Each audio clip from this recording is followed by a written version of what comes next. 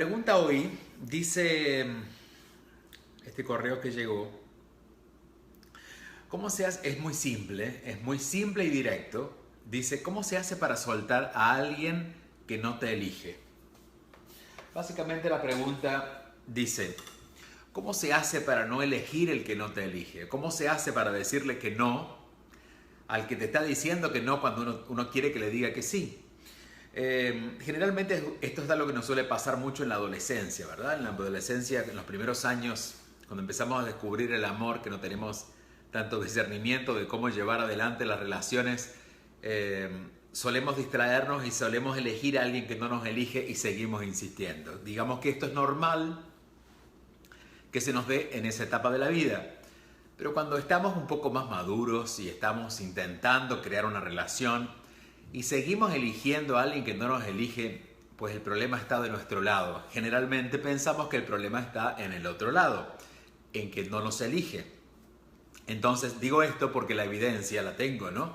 Y es que cuando no te eligen empiezas a hacer todo lo posible para que te elijan. Y sigues buscando que te eligen.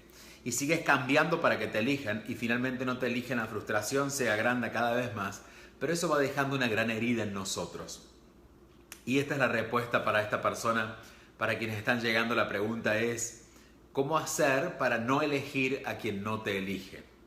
¿Cómo hacer para no elegir al que está decidiendo no estar contigo o no quererte, no compartir? La pregunta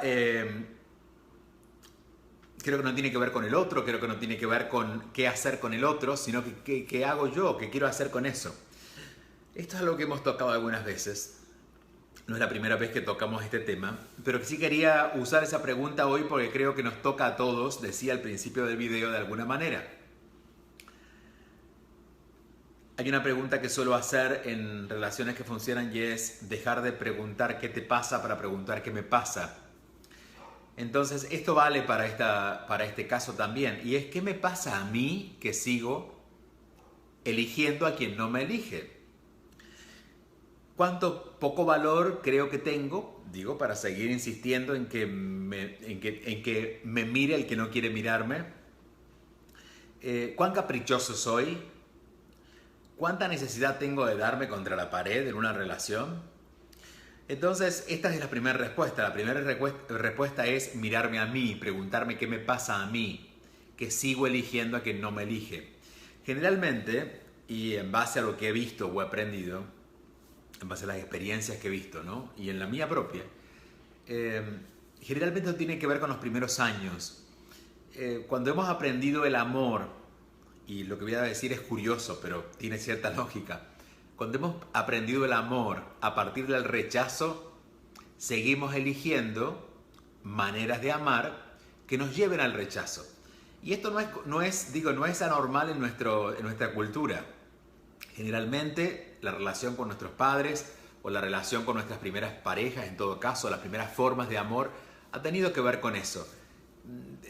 Y no hablo del rechazo obvio, pero hemos tenido que sacrificarnos para recibir amor. Y si nos sacrificamos para recibir amor, en realidad, creemos que solo si nos sacrificamos vamos a recibir amor. No significa que nos haya funcionado, pero significa que es lo que hemos aprendido. Entonces, basado en esta manera en que hemos aprendido a amar, seguimos eligiendo lo mismo. Y claro, cuando nos pasa a los 20 años, cuando fuimos niños con nuestros padres o demás, bueno, se entiende porque todavía no estamos tan alertas. Pero cuando ya somos maduros, ¿qué nos pasa que seguimos eligiendo a quien no nos elige? Entonces, primero deberíamos revisar esa herencia, la herencia de esos primeros años o de las primeras elecciones acerca del amor, en las que hemos elegido aquello que en lugar de amor trae dolor y creemos que a través del dolor estamos recibiendo algo. Segundo, deberíamos preguntarnos, ¿hasta cuándo? Esta es una pregunta de madurez. La gente madura se pregunta porque, claro, la madurez significa que has hecho cosas inmaduras antes, porque has hecho cosas que no te han sumado a tu vida. Pero ¿hasta cuándo? Cuando nos damos cuenta de que eso fue algo que aprendimos, que tuvo que ver con nuestros primeros años, pero nos preguntamos hasta cuándo podemos tomar una nueva decisión. no siempre estamos tan claros de que es hasta hoy, ¿no? Porque decimos, bueno, no, yo no quiero sufrir más por amor, pero quiero que tal persona me quiera. Y sigo eligiendo a aquel que no elige quererme. Entonces, bueno, deberíamos de verdad preguntarnos hasta cuándo. Esto no es una pregunta que requiere solo una respuesta, sino la respuesta requiere tomar acción, ¿no? Darme cuenta cuándo comenzó, preguntarme hasta cuándo. Y segundo, empezar a preguntarme también quién realmente quiero que me acompañe en mi vida. Cuando me he encontrado con personas que están tratando de perseguir a alguien para una relación y no tienen un sí como respuesta, pero siguen insistiendo, les suelo preguntar, pero de verdad, ¿qué quieres? Y cuando me cuentan lo que quieren no tiene nada que ver con esa persona, obviamente, porque quieren a alguien que las quiera. Entonces, si empezamos a hacer una lista, ¿no? Para darnos cuenta qué es lo que realmente queremos en una relación, finalmente nos daríamos cuenta que obviamente no era la persona. Claro, esto que parece muy obvio y muy de sentido común, no siempre de sentido obra en nuestro favor y lo podemos ver con claridad. Así que esta es la respuesta para esta persona que nos escribió este correo tan contundente, porque es solo una frase y era cómo decirle que no a aquella persona que no quiere estar conmigo.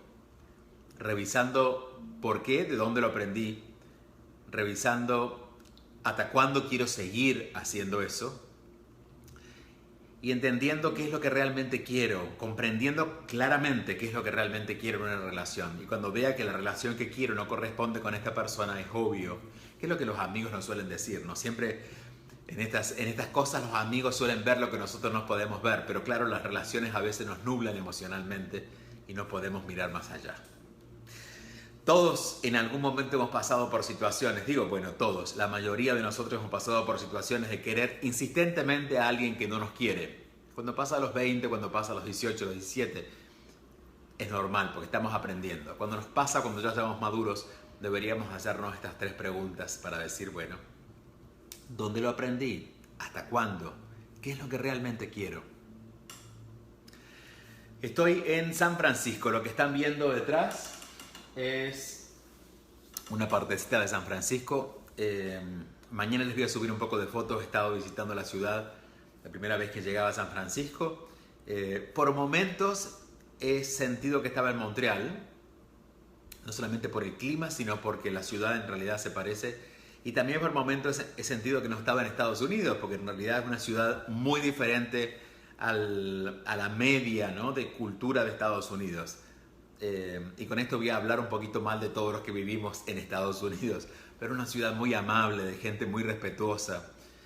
Una de las cosas que es solamente un símbolo de cómo es la ciudad es que aun cuando no viene nadie por la calle, pero el semáforo está en rojo, hablo de los peatones, no de los autos, los automóviles, nadie cruza la calle. Y me pareció, un signo de respeto. Para los que son un poco más ansiosos como yo, tuve que trabajar mucho con la paciencia hoy para entender por qué debía quedarme de este lado de la calle cuando no venía ningún auto.